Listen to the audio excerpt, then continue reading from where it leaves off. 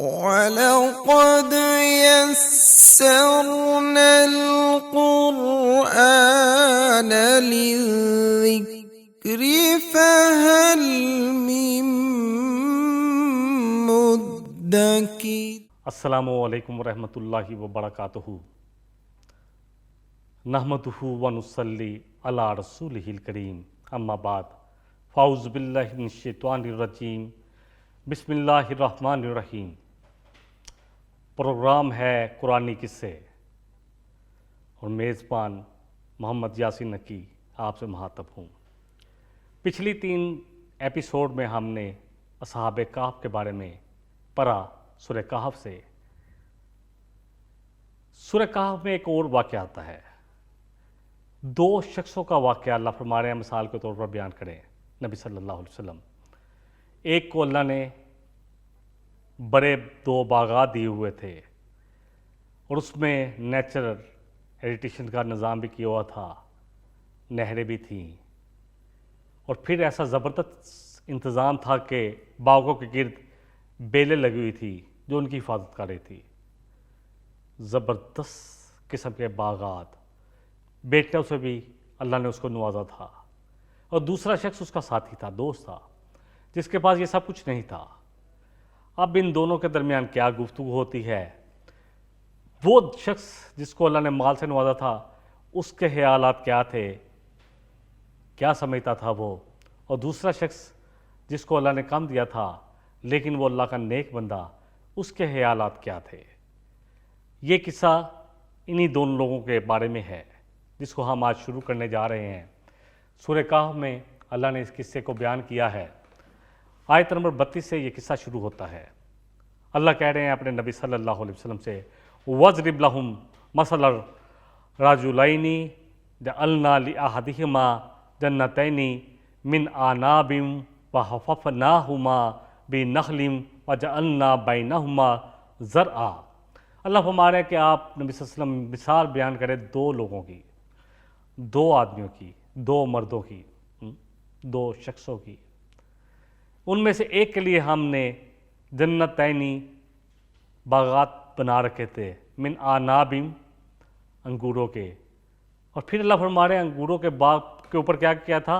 وَفَحَفْنَاهُمَا، ان دونوں باغوں کو ہم نے ڈانپ رکھا تھا، بِنَخْلٍ، کھجور کے بڑے بڑے تنوں کے ساتھ، ارد گرد اللہ نے کھجور کے تنے لگے ہوئے تھے، درخت لگے ہوئے تھے، اللہ اکبر، اور ان کے درمیان ان کی زراعت کا سامان تھا، یعنی کھیتی باڑی بھی ہو رہی تھی، باغات، پھل فروٹ، سبزیاں، اللہ اکبر، ہر قسم کی نعمت اس شخص کے پاس تھی، ان میں سے ایک شخص کے پاس۔ اور اللہ فرما رہے ہیں اور مزید، کلتا الجنتین آتت اکلہا، کہ اس کے دونوں باغات لاتے تھے اکلہا، پھل، ولم تظلم منہ شیئا، اور کسی قسم کی اس میں کوئی کمی نہیں تھی اس کے باغات میں۔ وفجرنا خلالہما نہرا، اور اللہ فرما رہے ہیں کہ ہم نے اس کے لیے ان دونوں باغات میں نہریں بھی بہا دی تھی، یعنی ان کے ساتھ نہری نظام بھی تھا، آبپاشی کا نظام بھی تھا، اللہ اکبر۔ ایسی زمین جس کے ساتھ نہر ہو اور ایسی زمین جس کے ساتھ نہ نہر ہو، اس میں عشر کا نظام میں ان دونوں میں فرق ہے۔ اس میں زیادہ عشر دیا جائے گا جس میں ساتھ نہر ہو، اور جس سے نہر نہ ہو، زیادہ پیسے لگیں، ٹیوب ویل لگایا جائے، پانی کہیں سے لایا جائے، اس کا عشر کم ہے۔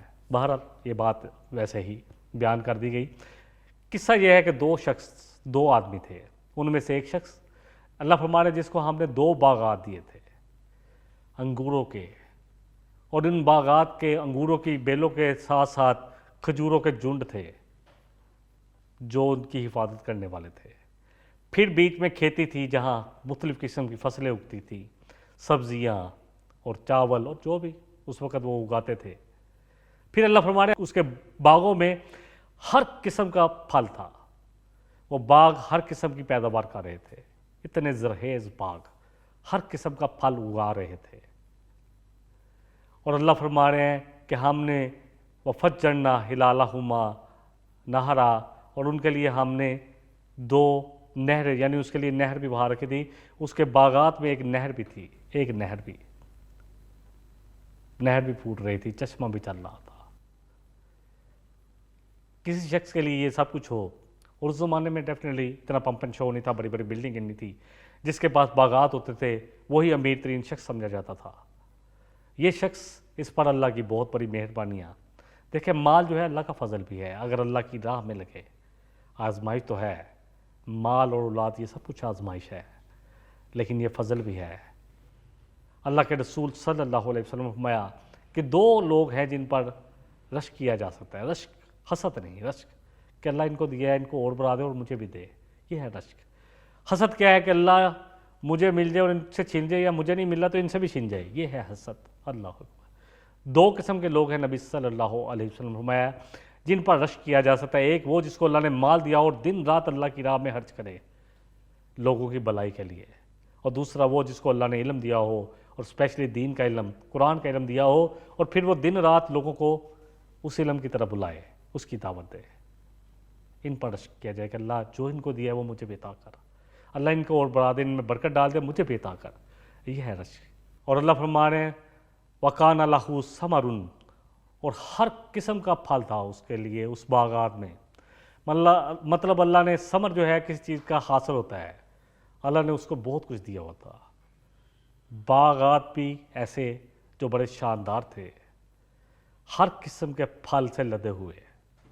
وَقَانَ لَهُ ثَمَرٌ، اللہ فرما رہے ہیں ہر قسم کا پھل تھا اس میں۔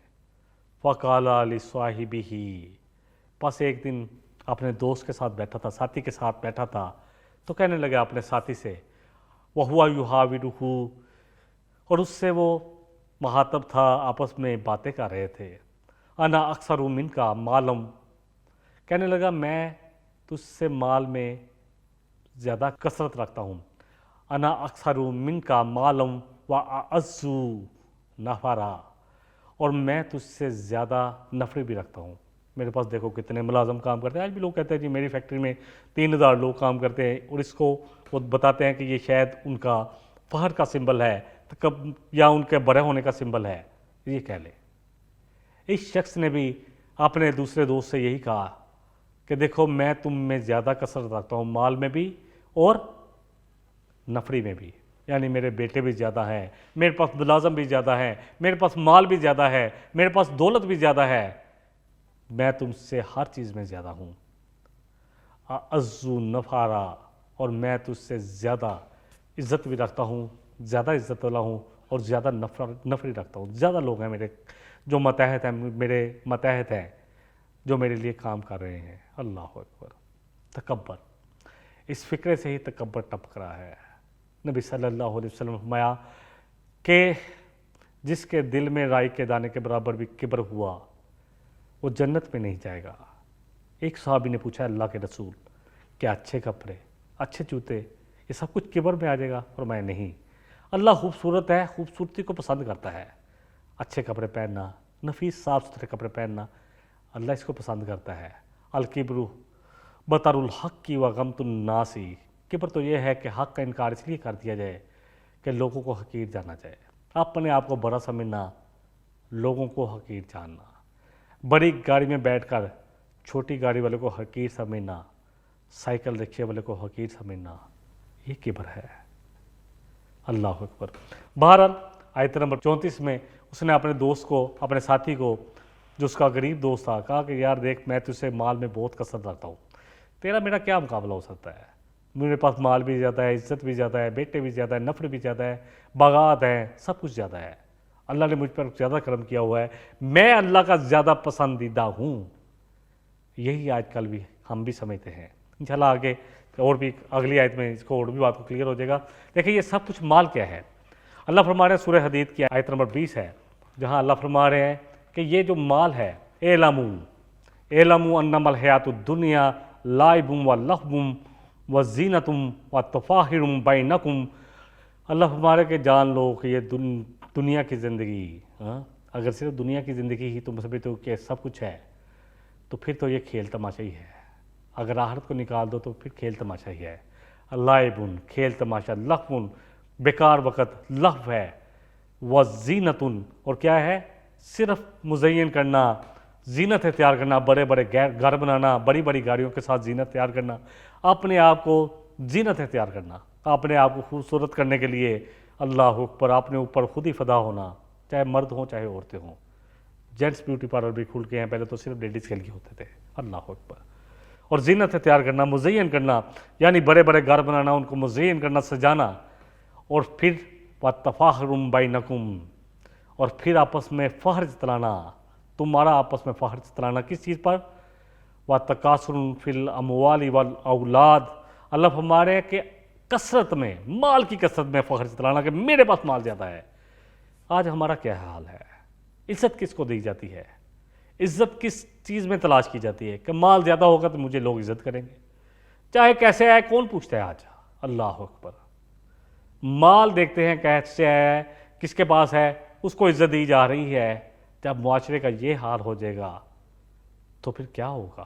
پھر یہ تباہی جو آج ہے، ہر شخص پیسے کے پیچھے دوڑے گا کہ مال آنا چاہیے، کیسے بھی آئے، چاہے کسی کا حق غصب کیا جائے، چاہے کسی کی زمین پر قبضہ کیا جائے، چاہے دھوکے سے لیا جائے، چاہے فراڈ کیا جائے، چاہے وعدہ خلافی کی جائے، کسی طرح بھی لیا جائے، بس مال آنا چاہیے۔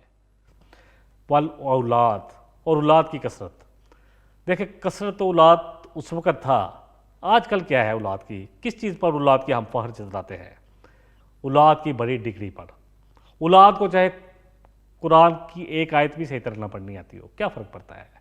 میرا بیٹا آکسفورڈ میں پڑھتا ہے، میرا بیٹا ہارورڈ میں پڑھتا ہے، میرا بیٹا لمز میں پڑھتا ہے، میرا بیٹا فلاں جگہ پڑھتا ہے، اسی چیز پر فخر ہے۔ یقین جانیں میرا بیٹا ابروڈ سے جا کر تعلیم حاصل کر کے آیا ہے، ماسٹر کی ڈگری لی ہے، ڈاکٹریٹ کی ڈگری لی ہے، یہی فخر ہے۔ اللہ اکبر۔ اللہ سے کرے دور تو تعلیم بھی فتنہ۔ اقبال نے فرمایا اصل چیز ہے کہ ایسی تعلیم جو ہمیں اللہ سے دور کر دے، جو ہماری زندگی کا مقصد ہی ہمیں بلا دے، ہمیں اپنا آپ ہی بلا دے۔ وَلَا تَكُونُوا كَالَّذِينَ نَسُوا اللَّهَ فَأَنسَاهُمْ أَنفُسَهُمْ۔ اللہ فرما رہے ہیں ان لوگوں کی طرح نہ ہو جانا جنہوں نے اللہ کو بلا دیا تو اللہ نے ان کو ان کا اپنا آپ ہی بلا دیا۔ اللہ اکبر۔ خود ہی ہم اپنے آپ کو بھول گئے کہ ہم کون ہیں۔ ہم تو انگریزوں کے چاکر بن گئے۔ یقین جانیں جو لوگ باہر جاتے ہیں، جن کے بچے بڑی بڑی تنخواہیں لے رہے ہیں، وہ انگریزوں کی چاکری کر رہے ہیں اور بڑے خوش ہیں کہ ہم امریکہ میں اتنے ڈالر لے رہے ہیں، یہاں تو ہمیں لاکھ روپے کوئی تنخواہ نہ دیتا، وہاں تو ہماری ایک دن کی تنخواہ لاکھ روپے بنتی ہے، 30-40 لاکھ روپیہ کما رہے ہیں اور فخر ہے۔ بیٹے کیا بیٹی کیا، یقین جانیں اسی پہ فخر کر رہے ہیں کہ میرے بیٹے کی اتنی تنخواہ ہے، میرا بیٹا اس کمپنی میں ہے۔ کون سی کمپنی ہے؟ چاہے یہود و نصارہ کی کمپنی ہے، فخر ہے کہ میرا بیٹا اس کمپنی میں ہے۔ اور اللہ کے واسطے پڑھاؤ، میں نہیں کرتا، الحمدللہ تعلیم کے ساتھ جن لوگوں میں دونوں چیزیں ہوں گی، دنیاوی تعلیم اور دینی تعلیم، وہ دین کو زیادہ دلائل کے ساتھ لوگوں کے سامنے بیان کریں گے اور زیادہ اچھے اور خوبصورت طریقے سے دعوت دیں گے۔ لیکن وہ تو بچے ہی نکل جاتے ہیں ہمارے ہاتھوں سے، وہ تو ہمارے رہتے ہی نہیں ہیں، وہ تو ہم نے اپنے پالے پوسے اور ان پر پیسے لگائے اور یورپ میں دے دیے۔ وہ تو آتے ہیں صرف ماں باپ کی فوت ہونے پر آ کر، یقین جانے دیکھتے ہیں کہ کتنی جائیداد انہوں نے چھوڑی، ان کو دفناتے ہیں، 2-3 دن افسوس میں رہتے ہیں، ہفتہ رہتے ہیں، اس کے بعد سب کچھ بیچ بچا کے ہو گئے۔ اللہ اکبر۔ اپنے جگر گوشے ہم کن کے حوالے کر رہے ہیں؟ کس تہذیب کے حوالے کر رہے ہیں؟ کبھی سوچو تو صحیح۔ بہرحال اللہ فرما رہے ہیں یہی ہے دنیا کی زندگی، کیا ہے؟ کھیل تماشا، اپنے وقت کو ضائع کرنا، ایک دوسرے پر اپنی زینتوں کو بڑھانا، بڑے بڑے گھر، بڑے بڑے محلات، بڑے بڑے کھیتیاں، یہ سب کچھ یہی ہے۔ اور فخر کس پر جتلا رہے ہیں؟ مال پر اور اولاد پر۔ اللہ اکبر۔ یہی فخر ہے جو ہمارے اندر میں چل رہا ہے۔ اللہ فرما رہے ہیں وَفِي الْآخِرَةِ عَذَابٌ شَدِيدٌ، پھر کیا ہے آخرت میں؟ ان کو سمجھ نہیں آتی۔ عذاب ہے بہت سخت، وَمَغْفِرَةٌ مِّنَ اللَّهِ وَرِضْوَانٌ، اور اللہ کی طرف سے مغفرت ہے، اس کی رضامندی۔ وَمَا الْحَيَاةُ الدُّنْيَا إِلَّا مَتَاعُ الْغُرُورِ، اور نہیں ہے یہ دنیا کی زندگی صرف دھوکے کا سامان ہے۔ اللہ اکبر۔ نبی صلی اللہ علیہ وسلم نے فرمایا کہ اللہ کے نزدیک اس دنیا کی وقت مچھر کے پر کے برابر بھی نہیں ہے، ورنہ اللہ کسی کافر، کسی مشرک کو ایک گھونٹ پانی میں نہ دیتے۔ اللہ کا کفر کر رہے ہو، اللہ کا کھاتے ہو، اسی کا کفر۔ اللہ اکبر۔ اور سورہ زخرف میں تو اللہ فرماتے ہیں کہ اللہ نے مومنوں کا بڑا امتحان نہیں لیا، ورنہ اللہ ان کافروں کو، ان مشرک کو جو اللہ کے ساتھ شرک کرتے ہیں، اللہ کا انکار کرتے ہیں، ان کے گھروں کی سیڑھیوں کو، ان کے جو دروازے ہیں، چوگاٹھے ہیں، ان کو، ان کی مسندیں، ان کے جو بیڈ ہیں، ان کو سونے اور چاندی کا بنا دیتے ہیں۔ ہم سمجھتے ہیں کہ جو یہ سب کچھ جس کے پاس ہے وہ کامیاب ہے۔ اللہ اکبر! کامیاب تو وہ ہے جس نے اپنے آپ کو قیامت کے حساب سے اور اپنی اولاد کو قیامت کے حساب سے کامیاب کر لیا، اور خسارے میں وہ ہے جس نے اپنے آپ کو اور اپنی اولاد کو قیامت کے دن کے حساب سے خسارے میں ڈال لیا، اور آگاہ جو یہ سب سے بڑا خسارہ ہے۔ اللہ اکبر! دنیا کی زندگی اسی پر ریچھنا۔ اللہ فرما رہے وَلَا تَفْرَحُوا بِمَا آتَاكُمْ، سورہ حدید کی آیت نمبر 23 ہے کہ دیکھو جو کچھ تمہیں ملا اس پر نہ اتراؤ۔ سمجھتے ہو کہ یہ تم نے اپنی کوشش سے لیا ہے؟ کتنے کتنے لوگ ہیں جو محنت کرنے والے ہیں۔ اللہ اکبر! کتنی کتنی بڑی ڈگریوں والے پیچھے رہ جاتے ہیں، اور کچھ ان پڑھ، اللہ اکبر، جو بزنس کرتے ہیں وہ آگے نکل جاتے ہیں ہمارے جیسے، اللہ تعالیٰ سے معافی کے ساتھ کہتا ہوں۔ کتنے کتنے لوگ ہیں 40 سال کی عمر تک جا کے انسان اپنی ڈگریوں کے بارے میں کافی کچھ بھول جاتا ہے، 50 سال جاتا ہے تو پھر صرف یہ دیکھا جاتا ہے کہ مال کس کے پاس زیادہ اس کی عزت ہوتی ہے۔ 60 سال کی عمر میں کیا ویلیو ہے ساری چیزوں کی؟ کیا ہے؟ اللہ اکبر! بہرحال اللہ فرما رہے ہیں بہت ساری جگہ پہ، اور بھی سورہ کہف کی آیت نمبر 46 میں بھی آتا ہے المال والبنون زینت الحیات الدنیا۔ اللہ فرما رہے ہیں یہ مال اور بیٹے یہ دنیا کی زینت تو ہیں، بڑے اچھے لگتے ہیں، انسان مزین بھی لگتا ہے، مال ہے اس کی بڑی عزت بھی ہوتی ہے، بیٹے ہیں بڑے بچے لائق ہیں اس کے ساتھ بھی عزت ملتی ہے، مزین تو کرتے ہیں، پسند بھی ہے ہر شخص کو۔ والباقیات الصالحات خیر عند ربک ثوابا وخیر عملا۔ ہاں، امید کے حساب سے تو وہی نیکیاں بہتر ہیں جو باقی رہ جانے والی ہیں، جو کل قیامت والے دن جن کا ہمیں اجر ملنا ہے، اور وہی ثواب بہتر ہے جو قیامت والے دن ملنے والا ہے۔ اصل میں یہ ساری آزمائشیں ہیں۔ اللہ تعالیٰ فرما رہے ہیں سورہ آل عمران میں زُیِّنَ لِلنَّاسِ حُبُّ الشَّهَوَاتِ مِنَ النِّسَاءِ وَالْبَنِينَ۔ اللہ فرما رہے ہیں اللہ اکبر، سجا دی گئی، مزین کر دی گئی، کن کے لیے؟ لوگوں کے لیے، عورتوں کی محبت اور بیٹوں کی محبت۔ وَالْقَنَاطِيرِ الْمُقَنطَرَةِ مِنَ الذَّهَبِ وَالْفِضَّةِ، اور سونے اور چاندی کے ڈھیروں کی محبت۔ وَالْخَيْلِ الْمُصَوَّمَةِ، اور نشان زدہ گھوڑوں کی محبت۔ آج کے دور میں اس کو برانڈڈ کاریں دیکھ لیں، کسی پر 4 دائرے لگے ہوئے ہیں اوڈی، کسی پر مرسڈیز کا نشان بنا ہوا ہے، کسی پر اللہ اکبر کوئی نشان ہے، نشان زدہ گھوڑے، اللہ اکبر۔ والانعام، اور مویشی جانور، گھوڑے، بیل، اونٹ، ان کی محبت۔ والحرث، کسان کے لیے کھیت کی محبت، اور بڑے بڑے فارم ہاؤس کی محبت۔ ذالک متاع الحیات الدنیا، اللہ کہہ رہے ہیں ہاں یہ ہے دنیا کی زندگی کا سامان۔ واللہ عندہ حسن المآب، اللہ فرما رہے ہیں ہاں اصل چیز جو بہتر ہے اللہ کے پاس جو باقی رہنے والی ہے وہ تو حسن المآب ہے، جو اللہ کے پاس تم جمع کرا رہے ہو وہی بہتر ہے۔ دیکھیں مال اور اولاد یہ انسان کے لیے آزمائش ہیں، بہت ساری جگہ پہ اللہ فرما رہے ہیں۔ صحیح بخاری کی حدیث ہے، حدیث کا نمبر 32 ہے، اللہ کے رسول صلی اللہ علیہ وسلم نے فرمایا مال، اولاد، پڑوسی یہ سب آزمائش کی چیزیں ہیں۔ حدیث کے راوی ابو حذیفہ رضی اللہ عنہ ہیں۔ اگلی آیت ہم لیتے ہیں، اس کے بعد اللہ فرما رہے ہیں کہ وہ شخص جو ہے جو مالدار شخص تھا وہ اپنے باغات میں داخل ہوا، وَدَخَلَ جَنَّتَهُ وَهُوَ ظَالِمٌ لِنَفْسِهِ، اس حال میں کہ وہ اپنے آپ کو بڑا سمجھ رہا تھا، تکبر کی وجہ سے ظالم بن کر اپنے آپ پر، اپنے نفس پر ظلم کرتے ہوئے باغ میں داخل ہوا۔ قَالَ مَا أَظُنُّ أَن تَبِيدَ هَٰذِهِ أَبَدًا، کہتا ہے میں نہیں سمجھتا کہ یہ میرا باغ کبھی ختم ہوگا۔ اللہ اکبر، یہ سب کچھ تو مجھے ملنا ہی ملنا تھا، یہ میرا استحقاق تھا، اور میں نہیں سمجھتا کہ یہ کبھی ختم بھی ہوگا، کہ اللہ نے اتنا دیا ہے بڑھتا ہی جا رہا ہے، اب کیا ختم ہونا ہے اس کا۔ اللہ اکبر۔ آیت نمبر 37 میں آتا ہے وَمَا أَظُنُّ السَّاعَةَ قَائِمَةً وَلَئِن رُدِدتُّ إِلَىٰ رَبِّي لَأَجِدَنَّ خَيْرًا مِّنْهَا مُنْقَلَبًا۔ اللہ اکبر۔ آج ہر دولت مند شخص کی یہی خواہش بھی ہے اور یہی اس کا خیال بھی ہے، وہ سمجھتا ہے کہ اللہ نے جو مجھے دیا ہے یہ تو کبھی ختم نہیں ہوگا، اور اگر میں سمجھتا ہوں کہ قیامت قائم بھی ہو جاتی ہے تو اللہ مجھے اس سے زیادہ وہاں لٹا دے گا، کیونکہ اللہ نے مجھے دنیا میں دیا ہے، جس اللہ نے مجھے دنیا میں دیا ہے وہ مجھے وہاں بھی دے گا، کیونکہ اللہ مجھ سے خوش تھا تو مجھے دیا گیا نا۔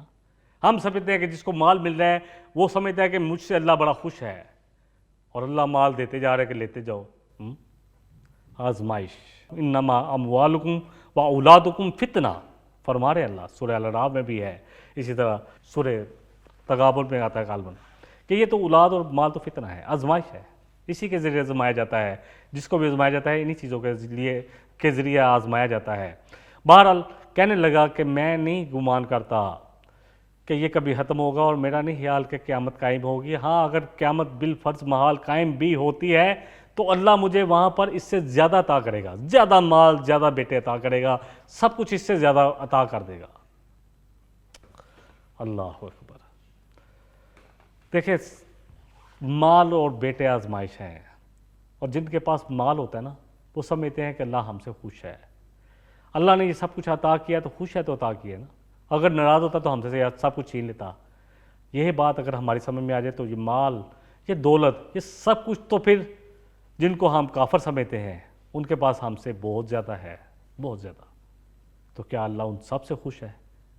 کیا ایسے بڑے بڑے نام، جو بڑے بڑے لوگ جنہوں نے پوری دنیا کی قانون پر پنجے گاڑ رکھے ہیں، کنٹرول کیا ہوا ہے، اس کا مطلب ہے ان میں کتنے مسلمان ہیں دیکھے تو صحیح، شاید ایک بھی نہیں۔ تو کیا اللہ اس کا مطلب ہے ان سے بڑا خوش ہے؟ اور وہ بھی یہی سمجھتے ہیں کہ شاید ہمیں آگے جا کے اس سے زیادہ ملے گا۔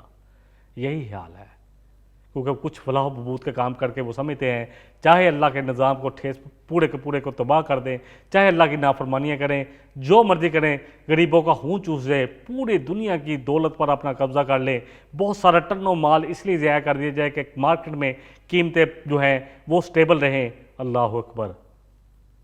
تو کیا ان کو آگے جا کر سب کچھ ویسے ہی مل جائے گا، اس سے زیادہ ملے گا؟ بہرحال اس شخص کا خیال تھا کہ یہ مجھے اس سے بھی زیادہ اللہ اس سے بھی زیادہ لوٹائے گا، اگر مجھے اللہ کی طرف لوٹنا ہوا اور اگر میں واقعی اللہ کی طرف لوٹا دیا گیا تو مجھے اس سے زیادہ مال ملے گا۔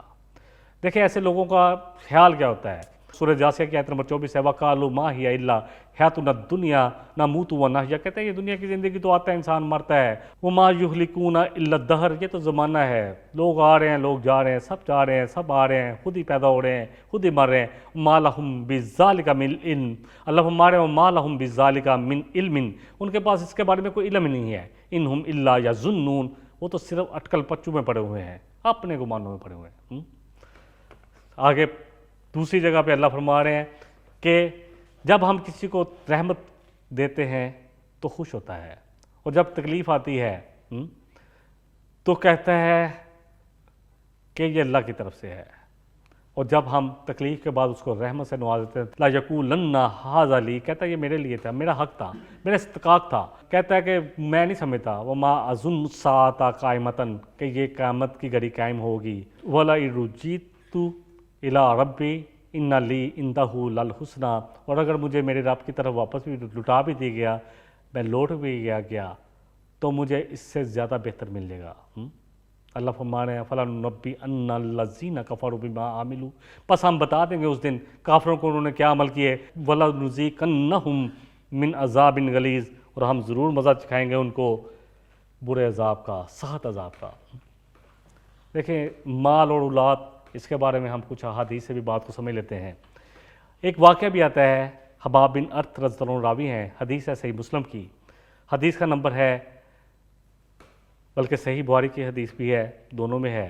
صحیح بخاری کا جو نمبر ہے وہ ہے 2091۔ انہوں نے کچھ کام کیا عاص بن وائل کا، اور جب اس سے پیسے لینے گئے، قرضہ لینے گئے، تو کہتا میں تو قرض نہیں دوں گا جب تک کہ تو محمد صلی اللہ علیہ وسلم کا انکار نہیں کر دے گا۔ اللہ اکبر۔ اس نے کہا تم مر کر دوبارہ زندہ ہو جائے تب بھی میں محمد صلی اللہ علیہ وسلم کا کفر نہیں کروں گا، ان کا انکار نہیں کروں گا، ان کی نافرمانی نہیں کروں گا۔ کہتا چل ٹھیک ہے، جو میں مر کر جب دوبارہ زندہ ہوا تو پھر مجھے مال اور دولت ملے گی تو پھر تیرے پیسے لوٹاؤں گا۔ اللہ اکبر، مذاق اڑا رہے تھے اللہ کی آیات کا، استغفر اللہ۔ نبی صلی اللہ علیہ وسلم نے فرمایا، کچھ اور حدیثوں کو لے لیتے ہیں، آپ صلی اللہ علیہ وسلم نے فرمایا حدیث کہ قیامت سے پہلے 6 نشانیاں ہیں جو پوری ہو کر رہیں گی۔ نمبر 1، پہلی نشانی کیا ہے؟ پہلی نشانی یہ ہے کہ آپ نے فرمایا کہ میرا وصال ہو جائے گا، میں دنیا سے چلا جاؤں گا۔ اللہ اکبر۔ بیت المقدس فتح ہوگا۔ پھر آپ صلی اللہ علیہ وسلم نے فرمایا کہ ایسا فتنہ آئے گا جس سے کوئی گھر نہیں بچے گا۔ پھر آپ نے فرمایا کہ ایسی بیماری جس میں مال اور اولاد کی آزمائش ہوگی۔ آج کل دیکھ لیں کیا کیا ہو رہا ہے، مال کی کثرت ہوگی، یہاں تک کہ 100 دینار 100 سونے کے سکے بھی لوگوں کو مل جائیں گے تو اس پر بھی راضی نہیں ہوں گے۔ اہل روم جو ہیں وہ آپس میں مسلمانوں کے خلاف نکلیں گے 80 جھنڈوں کے تحت، اور ہر جھنڈے کے نیچے 12,000 ان کی فوج ہوگی۔ 80 جھنڈے 12,000 کی فوج کے ساتھ نکلیں گے مسلمانوں کے خلاف۔ نبی صلی اللہ علیہ وسلم نے فرمایا کہ برے پڑوسی، آپ نے پناہ مانگی ہے برے پڑوسی سے، ایسی بیوی سے جو برا کر دے، اور ایسی اولاد سے جو مالک بن جائے۔ مال اور اولاد، کتنا فخر تھا۔ آپ صلی اللہ علیہ وسلم نے فرمایا کہ اللہ کسی کو جب رتبہ دیتے ہیں نا، کوئی درجہ دیتے ہیں، تو اس کی آزمائش 3 چیزوں سے کرتے ہیں، سن لیں۔ ایک، جسم میں، اللہ نہ کرے جسم میں کوئی بیماری آ جائے، کمزوری آ جائے، کتنا ثابت قدم رہتا ہے، کتنا شکر گزار رہتا ہے، کتنا صابر رہتا ہے۔ دوسرا، مال سے۔ تیسرا، اولاد سے۔ اللہ اکبر، یہ تینوں چیزیں آزمائش ہیں ہمارے لیے۔ مشکات کی ایک حدیث لے لیتے ہیں۔ اللہ کے رسول صلی اللہ علیہ وسلم نے فرمایا کہ ایک شخص آیا مال کے بارے میں، الحمدللہ یہ حدیث صرف اس لیے بیان کر دی جاتی ہے کیونکہ آج کل بڑا مسئلہ ہے، کہ اس نے آگے کہا کہ میرا بیٹا جو ہے، میں اپنے بیٹے کے مال میں سے مال لے لیتا ہوں، اور بیٹے نے بھی آ کر شکایت کی کہ نبی صلی اللہ علیہ وسلم میرا باپ میرے پوچھے بغیر میرے مال میں تصرف کرتا ہے۔ تو آپ فرمایا تو اور تیرا سب کچھ تیرے باپ کا، تمہاری اولاد تمہارے لیے بہترین کمائی ہے، تم اپنی اولاد کی کمائی کھاؤ۔ کس کو کہا؟ باپ کو کہا، یعنی اولاد کا مال باپ کھا سکتا ہے، اسے پوچھنے کی ضرورت نہیں ہے، تو اور تیرا سب کچھ تیرے باپ کا۔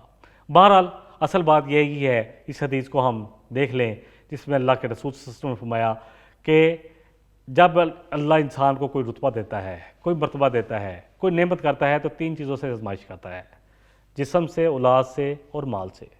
یہ سب کچھ تو آزمائش ہے۔ اللہ دیکھتا ہے کہ کون کتنا شکر گزار ہے، اور اللہ کے رسول صلی اللہ علیہ وسلم نے فرمایا کہ مومن کا تو ہر حال میں مومن کے لیے فائدہ ہی فائدہ ہے، اجر ہی اجر ہے۔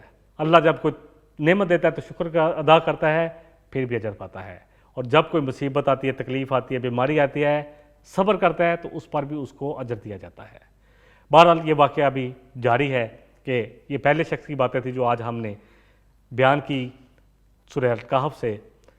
انشاءاللہ دوسرا جو شخص تھا، اس کا ساتھی، اس نے کیا کہا اور پھر کیا ہوا اس شخص کے ساتھ، یہ ساری چیزیں انشاءاللہ تعالی ہم اگلا جو ایپیسوڈ ہوگا اس میں بیان کریں گے۔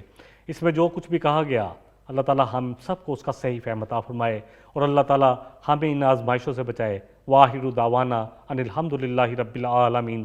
سبحانک اللہم و بحمدک، اشہد ان لا الہ الا انت، استغفرک و اتوب الیک۔ والسلام علیکم ورحمۃ اللہ وبرکاتہ۔ وَلَقَدْ يَسَّرْنَا الْقُرْآنَ لِلذِّكْرِ فَهَلْ مِن مُّدَّكِرٍ